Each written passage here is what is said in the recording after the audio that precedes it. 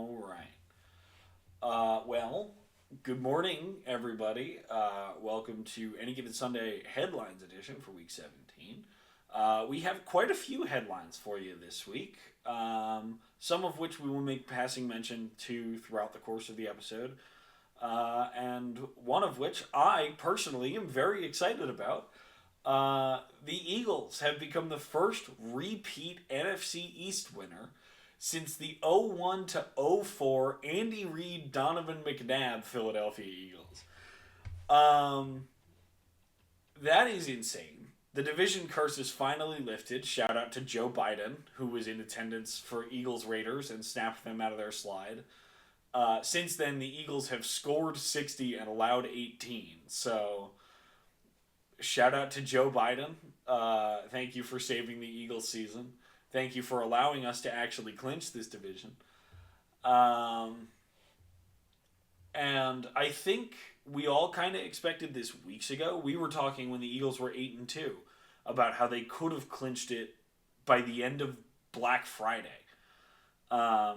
Here we are, headed into Christmas week. Oops.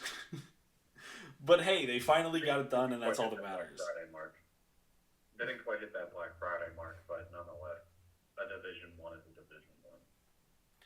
And it's the first division to be clinched this year. The Eagles were not the first team to clinch a playoff spot. That happened last week. But in between last week and this week, 7 additional teams clinched a playoff spot, including total 5 teams between the NFC and the AFC West. 3 in the NFC West clinched, and 2 in the AFC West have clinched playoff spots. And I'm just going to ask the question, is the Western region of football the best in the NFL right now? Right now in the NFL, you just kind of have to say yes. I mean, between the AFC and the NFC West, there are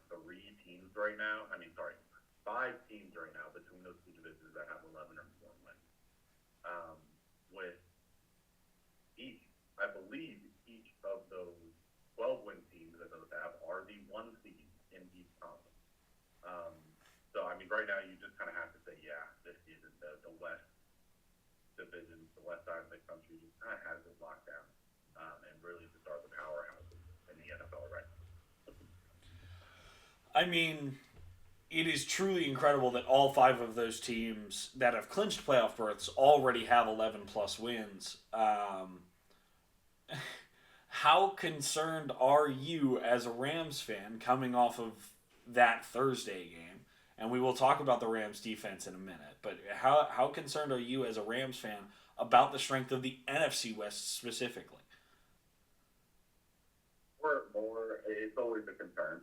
I mean, it truly kind of has been one of the most competitive divisions in football over the last 8 years. It just constantly, it feels like there are 2 or 3 teams in the playoffs. And it's a tough division to be in.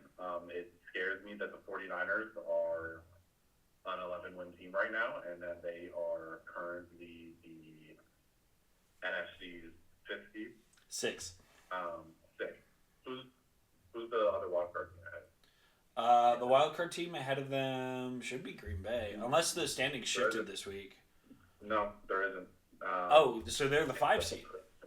San Francisco's 5, LA is 6, Green Bay is 7. God damn. And it's a tough division to be in when there are 3 teams in the division that could be leading any of the other 3 divisions in the NFC. It concerns me a little bit.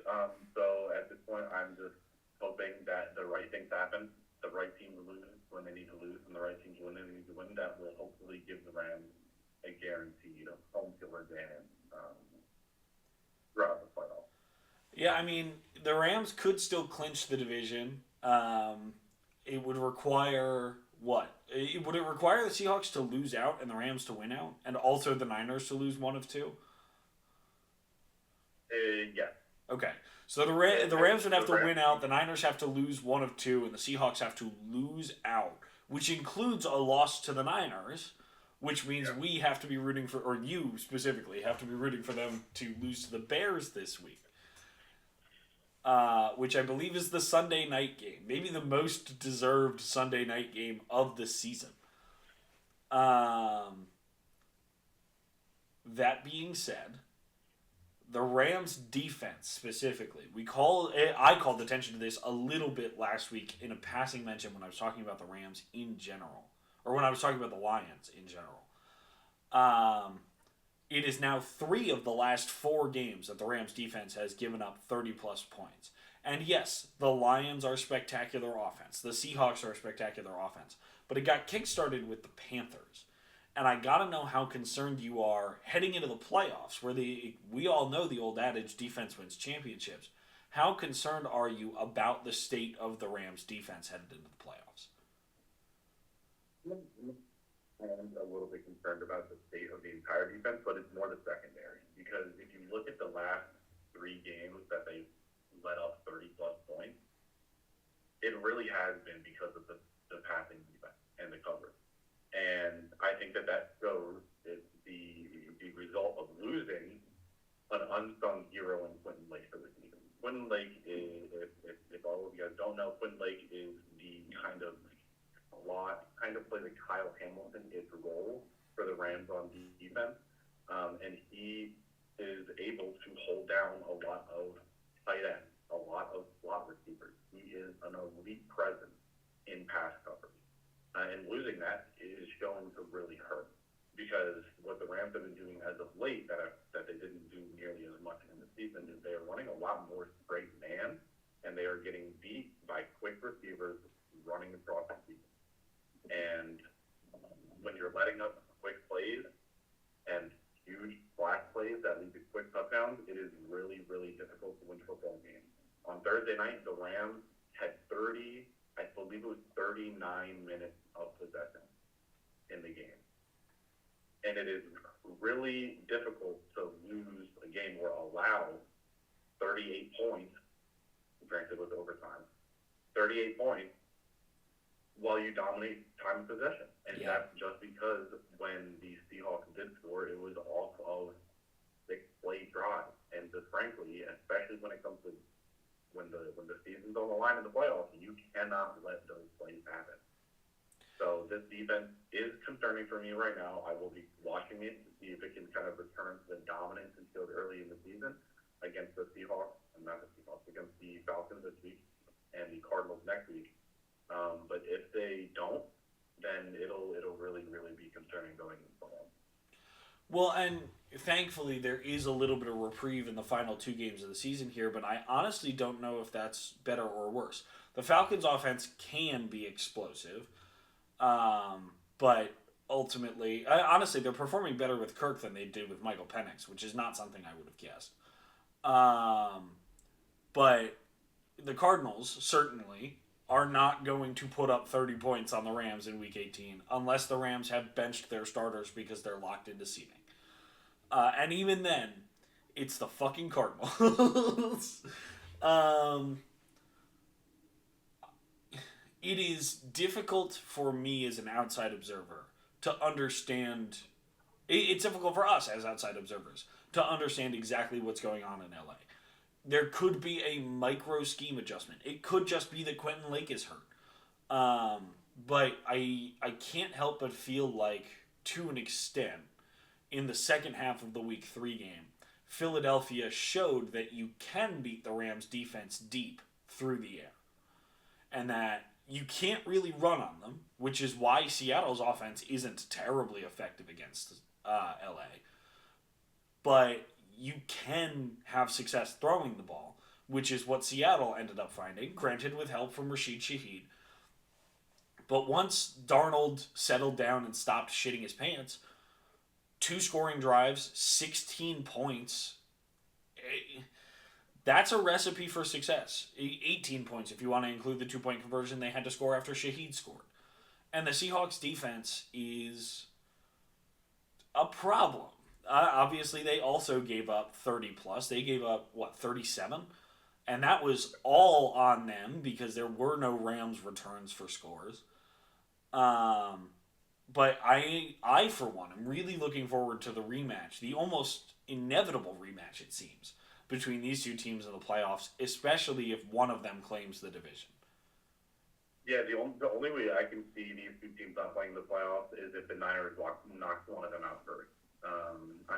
Because obviously the Rams, Seahawks have been the conversation of the NFC West this season, but we cannot sleep on the San Francisco 49ers, especially after the performance that Brock Purdy had last night in Monday Night Football.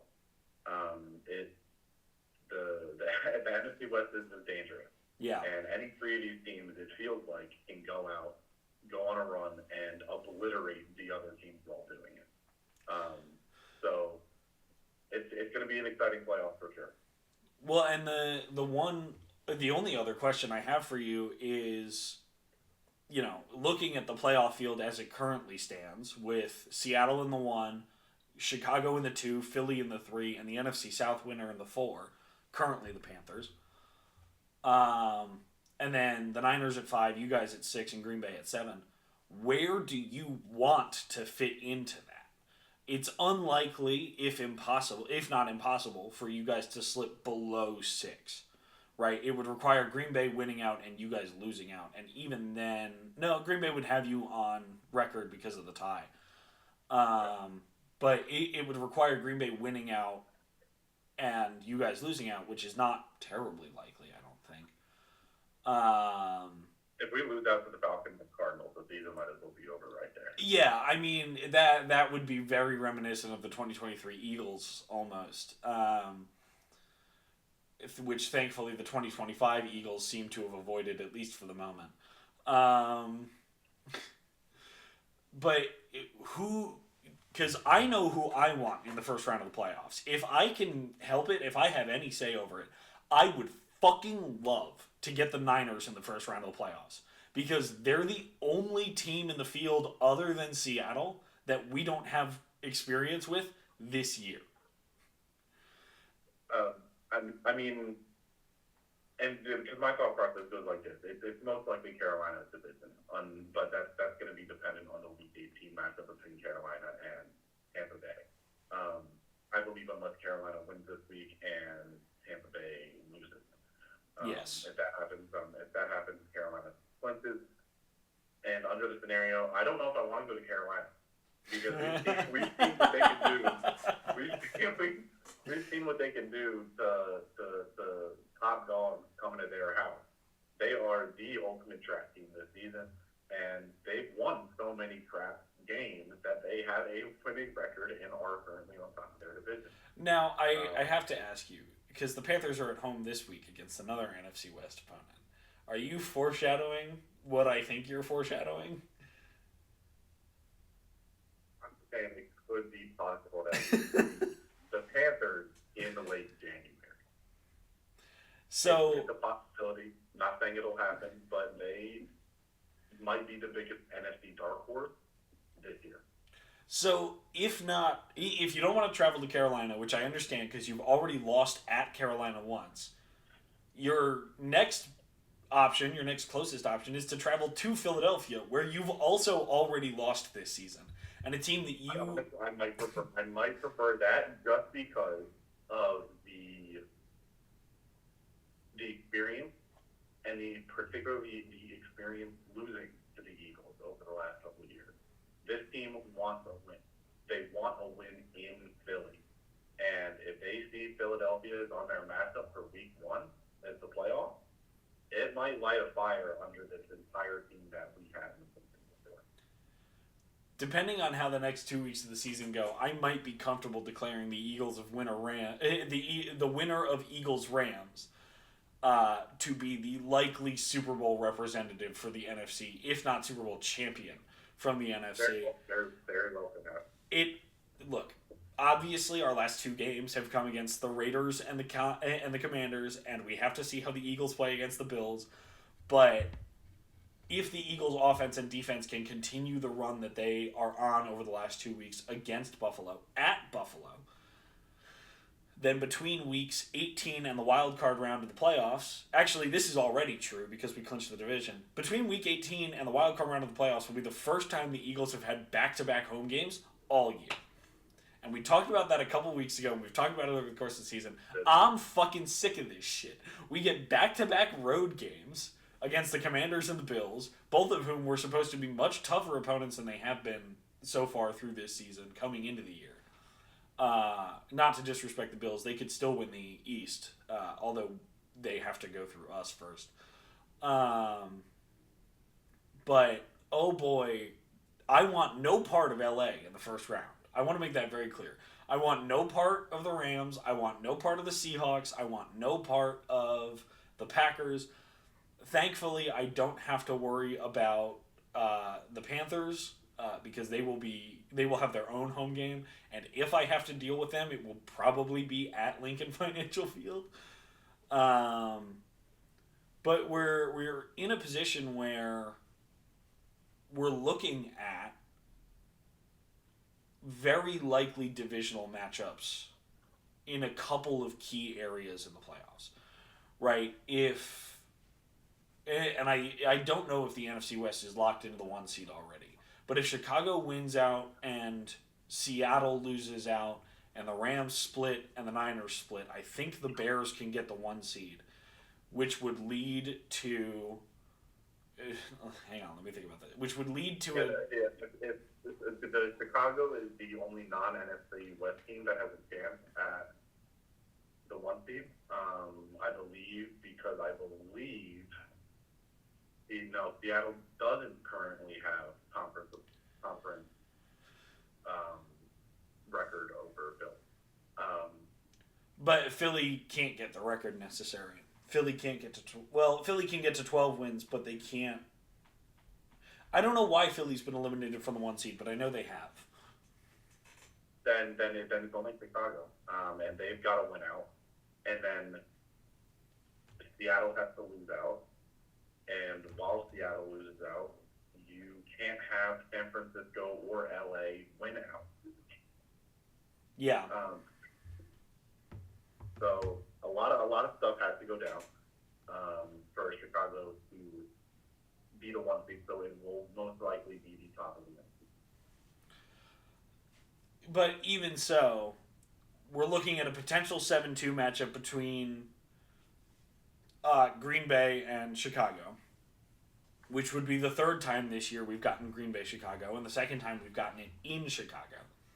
That might be the best 7 seed or 2nd seed that I can remember in the playoffs. I mean, if we get Chicago Green Bay for 7th seed for 2nd seed and wild card weekend, I'll be very, very happy.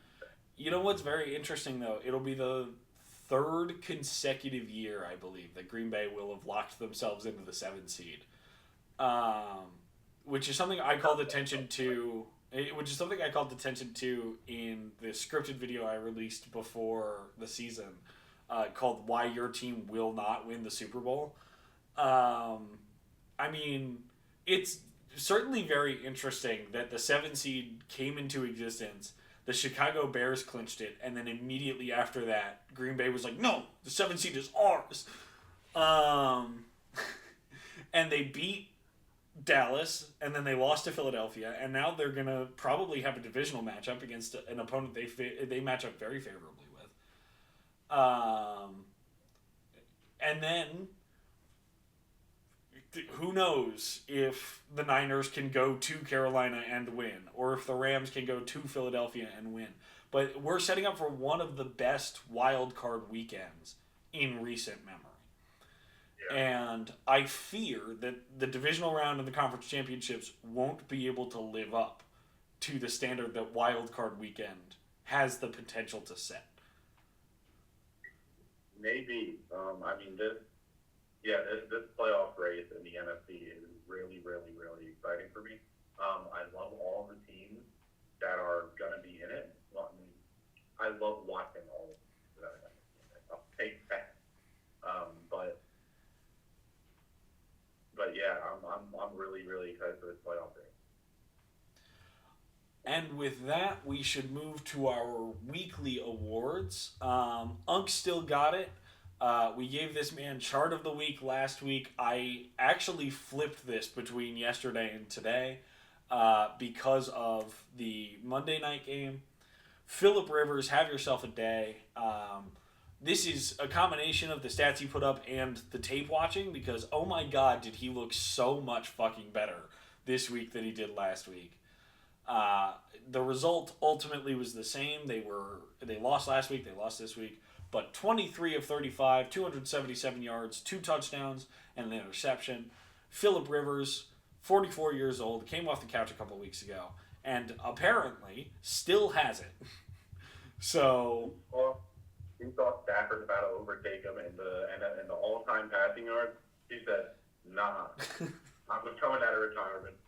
Put a ball in my hands. Let me extend my record just a little bit." So, congrats to Phil Rivers, slinging it at 44 years old. and Same as Brady when he retired. yes, and that was the age that Brady finally retired at. And he didn't even take a full year off. He decided to retire and then said, nah, fuck that, actually. Our big man of the week, you can call me biased if you want, but if you watched the Eagles Commanders game, this guy was all over the fucking field. It's not the first time he's won it. It may not be the last. Jordan Davis, come on down. 6 tackles, 2 tackles for loss, a bunch of pressures, a bunch of hurries. Just an outstanding game for the D tackle in the middle of easily the best season of his career. I am really, really excited that Jordan Davis is going to get to stay in Philadelphia. We will inevitably sign him to a contract extension. I'm a little pissed he had a breakout year in a contract year because now we probably have to pay him a lot more than we otherwise would have. And this offseason, we also gained the ability to pay Jalen Carter and Nolan Smith while still having to deal with Reed Blankenship and Nakobe Dean. So, lots of Georgia players will be getting extensions this offseason, if I had to guess. And I will let you take our NFC Player of the Week because he earned it on the field, but off the field, my God, what a week. In the middle of a PR nightmare for Puka Nacua. Going on stream, I don't like the look. I really don't like either of the streamers that he went on a live stream with. And I don't like that. I don't like him being, with that company and being that public, which is, I'm not uncommon to think that. It's not a great look. There are a lot of talks about him being unfocused and being distracted this week for Thursday Night Football. And Sean McVay's response was that his performance looked distracting. And the obvious answer is a no. Puka Nacua absolutely had a monstrous Thursday night game, had 12 catches, 225 yards, 2 touchdowns, including a big, I believe it was a 30-yard touchdown in overtime. Unfortunately, didn't get the win, but he did give the Rams the lead at the end of the game. So what a week for Puka Nacua. I feel like and on to I feel like every day last week there was a negative Puka Nacua headline leading up to Thursday Night Football, and then he dropped 12 for 225 and 2. I have this guy on my fantasy team, by the way. He's like in my paid league. I'm out of the fantasy football playoffs, but I have him rostered so no one else can. He dropped 40 points for a team that's not in the fucking playoffs. Oh boy! This put him within 40 yards of Jackson Smith and Jason. That's fucking crazy. He has been sneaking up week by week, but now he's only 40 yards behind JSN and on 100 less offensive snaps played. That's insane. So this receiving crown is going to be a lot tougher, a lot closer than I think a lot of people thought it was a few weeks ago when JSN had like a 300-yard lead or something like that. But so we'll see who ends up with the receiving crown at the end of the season. And on to a repeat AFC Player of the Week We've got Prince Charming, Trevor Lawrence, yet again, with another really, really, really great game. I mean, I haven't not been the biggest Trevor Lawrence supporter since he came into the NFL, but over the last 3 weeks, he has shut me up. This week, he came in with 23 completions on 36 attempts for 299 yards and 4 touchdowns. And I should stress that those are total yards and total touchdowns. I just folded his rushing production in. It only added 20 yards, but it did add an extra touchdown. I said it last week. I'll say it again this week. Trevor Lawrence is finally showing everybody what we saw at Clemson. And it only took 6 fucking years, Trevor, so thanks for that. Thank you for making me believe in you all this time and finally paying that off with a win in Denver over the AFC 1 seed. That is huge. And it's almost impossible to overstate how big this performance from Trevor Lawrence was. Almost impossible to overstate how big this performance from the Jaguars was. As soon as they wrapped up that game, and you can vouch for this, I texted you and said, we might have underestimated the Jaguars. Not we might have overestimated the Broncos, but we might have underestimated the Jaguars. And honestly, my only concern with the Jaguars is that might have been their best game of the season. And I only said that's a concern because when you're playing against tough teams and really, really good teams, you want your best performances against them to be in January. Because when you're the kind of dynamic that I noticed between a lot of powerhouse teams is that when they lose to a team early in the season and then they play them again in the playoffs, there's a much higher chance of them winning that second game. And it's switching, the winner switching. Which is my only concern for the Jaguars, but if they play the Broncos in the playoffs and they win again, this Jaguars offense might just have the secret formula to beating that Broncos defense. Well, and I mean, Bo Nix did not have the best day, obviously. But it really is about beating the Broncos defense, and hard to argue with almost 300 total yards and 4 total touchdowns as a good way to do that. Coach of the week. I was caught between giving it to Liam Cohen for a huge upset over Denver late in the year. But ultimately, I have to shout out my guy down in Carolina. Dave Canales landed a critical late season win over Tampa Bay, putting the Panthers in first place in the NFC South. It feels worth mentioning that if they had just beaten the fucking Saints, whose jersey I am repping, they'd be up by 3. They would have already clinched the South, actually, and would be fighting for the 3 seed with the Eagles. Did not work out that way for Carolina. I think the Saints are going to be a lot of fun next year. I think I've said that a lot of times over the last couple of weeks, and I've meant it every time I've said it. But Dave Canales, Coach of the Week, hell of a coaching performance. Liam Cohen got so close. And our final award, Chart of the Week, I'm going to let you take this one because you always have wonderful pros for the charts. Joe Burrow, huge bounce back performance. Teams that get shut out are now 2-1 in their following game. The Raiders only lost by 2 as well in what was easily their best showing of the year. So I'm going to let you take it away on Joe Burrow's chart. I mean, Joe Burrow, it'll be up on screen, and if you guys look at this, I mean, you see a lot of green, not a whole lot of white, no red. With a nice little even distribution, it kind of looks like you got a little mountain building from that close right side up onto the middle left side of the field range. I mean, this is just pretty sharp. You love to see it. The 2 touchdowns on the right sideline, the deep touchdown in the middle of the field, and the touchdown on the left sideline. I mean, just a really pretty distribution of the football. And it's just the kind of chart that you just look at and can just understand that he had a really good game and spread the ball out a lot. And so with Joe Burrow for winning bang our start of the week yet again. With in 2 times in his 3 weeks back from injury.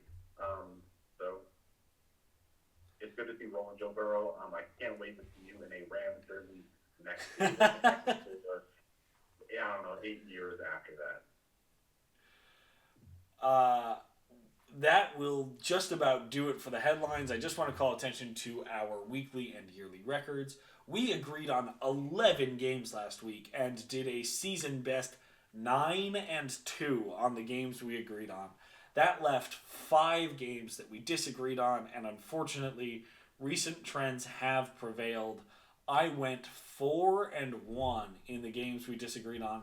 The only one I picked incorrectly was the Dolphins. I did not know when we recorded the episode that Quinn Ewers would be starting. Hook 'em, by the way. Shout out to the Texas Longhorns. Quinn Ewers was kind of asked for them too, but he led them to the college football playoffs. And if this win showed anything for Cincinnati, it's that the NFL is a lot harder than college, and Quinn Ewers might have learned that the hard way. That being said, I went 13-3 on this week, bringing my overall record to 114-75. You went still a very respectable 10-6 on the week. Those are both NFL playoff teams. And you worked your way into the plus 20 territory. You are 107-83. You are plus 24 on the year. I am plus 39. And that will just about do it for our headlines. Everything should be linked down in the description below, unless I was bad at my job. That is our Instagram, our TikTok, our Twitter. I forgot what it was called for a second. And as always, our episode of the podcast will be out after this. The VOD should already be up, again, unless I'm bad at my job. But the what's it called?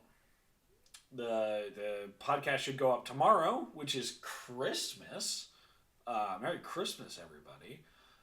This should go up on Christmas Eve, so for all those celebrating tonight, why are you watching this today? You could have waited until tomorrow when the pod came out. But Merry Christmas nonetheless. Happy Hanukkah to those who celebrate that. And we will see you all next week.